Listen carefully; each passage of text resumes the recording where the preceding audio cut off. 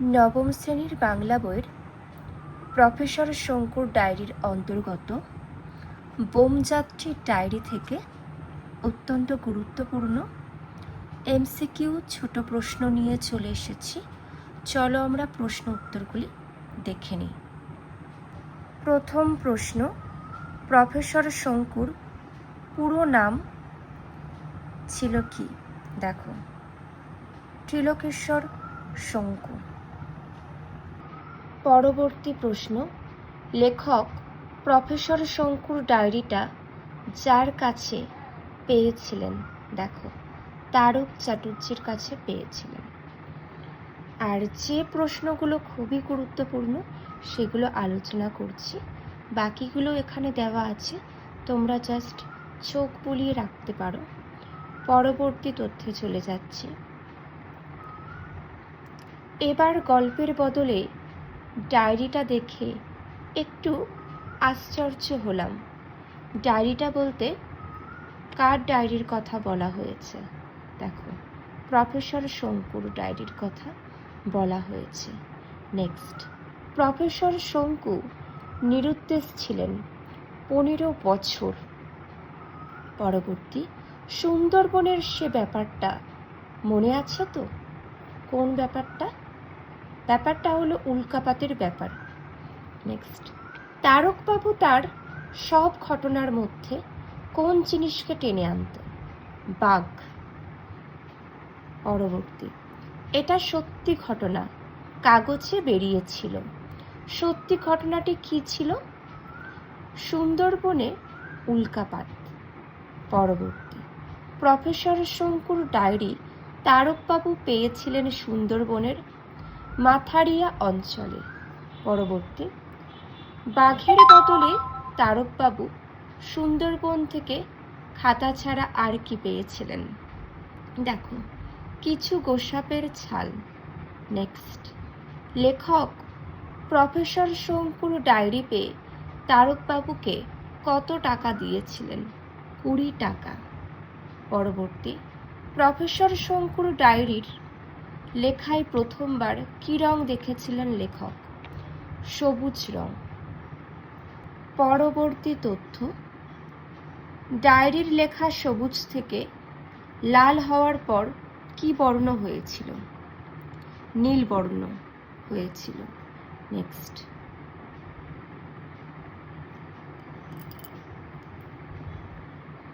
আজ দিনের শুরুতেই একটা বিশ্রী কাণ্ড ঘটে গেল। দিনটি কত তারিখ ছিল? জানুয়ারির মাসের 1। নেক্সট, প্রফেসর শঙ্কুর ভৃত্যের নাম কি? প্রহ্লাদ। পরবর্তী, প্রহ্লাদকে শিক্ষা দেওয়ার জন্য প্রফেসর শঙ্কু তার উপর কোন অস্ত্র প্রয়োগ করেছিল? ব্রহ্মাস্ত্র। নেক্সট, প্রফেসর শঙ্কুর হিসাব অনুযায়ী কত ঘন্টার আগে প্রহ্লাদের হাঁচি থামবে না? 33 ঘন্টার আগে প্রহ্লাদের হাঁচি থামবে না। নেক্সট, প্রফেসর শঙ্কুকে নিয়ে রচিত কল্পবিজ্ঞান কাহিনীর প্রথমটি হল বোমযাত্রীর ডায়েরি। পরবর্তী তথ্য দেখো, প্রহ্লাদের ওজন ছিল 2 মণ 7 সের। নেক্সট, প্রফেসর শঙ্কুর নিজের ওজন ছিল 1 মণ 11 সের। পরবর্তী, প্রফেসর শঙ্কুর রকেটে কত মণ পর্যন্ত জিনিস নেওয়া যেত? 20 মণ। পরবর্তী, অবিনাশবাবু চায়ে চিনির বদলে খেতেন কি? স্যাকারিন। নেক্সট, রকেটে করে শঙ্কু নিউটনকে নিয়ে যাবেন, এটা কত তারিখের ডায়েরিতে জানিয়েছেন? 8ই জানুয়ারি। পরবর্তী প্রশ্ন দেখো, শঙ্কু স্বপ্নে তার বাগানের গোলঞ্চ গাছের পাশে উল্কাপাত হতে দেখেছিলেন। তিনি কত তারিখের দিনলিপিতে তা জানিয়েছেন? জানুয়ারির 11 তারিখ। পরবর্তী, কত তারিখে প্রফেসর শঙ্কু মঙ্গল যাত্রা করেছিলেন? 13ই জানুয়ারি। নেক্সট, কত তারিখে ডায়েরিতে শঙ্কু জানিয়েছেন আমরা 7 দিন হলো পৃথিবী ছেড়েছি? 21শে জানুয়ারি। পরবর্তী, নিউটনের জন্য বানানো একটা ফিশবিল কত দিন চলে যেত? 7 দিন।